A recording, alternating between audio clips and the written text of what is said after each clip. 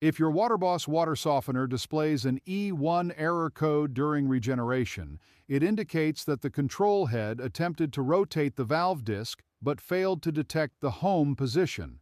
The system relies on a cam disc and a microswitch to confirm when the valve has returned to its starting position. If that signal is not detected, the controller assumes something has gone wrong and immediately stops the regeneration process as a protective measure. The simplest fix for this is to try the soft reset. Unplug the softener's transformer from the wall outlet, wait for a few minutes and plug the unit back in. The drive motor will begin searching for the home position.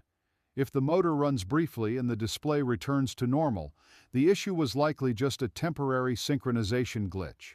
But if the motor runs for several minutes and the display returns to E1, you can start inspecting the controller seating and microswitch. In many cases, the error occurs because the controller board is not seated properly, preventing the cam from properly triggering the microswitch. To fix this, start by removing the cabinet cover so you can access the control area. Look closely at the controller board and confirm that it is firmly clipped into the drive end cap. If the board feels loose or wobbly, reseat it securely. Also, test the motor with a multimeter to see if the controller board has failed or not. Then inspect the valve assembly. When the motor hums but the gears don't move, it usually means something inside the valve assembly is physically obstructing movement. To fix this, put the water softener on bypass, open a nearby tap to relieve pressure and unplug the unit.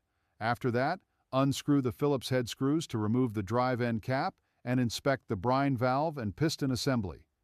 Look for sand particles, resin beads, or mineral scale buildup that could be jamming the piston. If you find debris, clean the piston carefully and apply gear lubricant on the cam wheel and two shafts sparingly. Replace the piston if it is heavily scarred, scaled, or damaged. If the piston assembly looks fine, inspect the large cam gear as well as the small pinion gear attached to the motor shaft for stripping. If you find any stripped gear, replace it. Now power back the softener on and initiate a manual regeneration cycle and see if the E1 error disappears. Which step worked for you? Let me know in the comments below.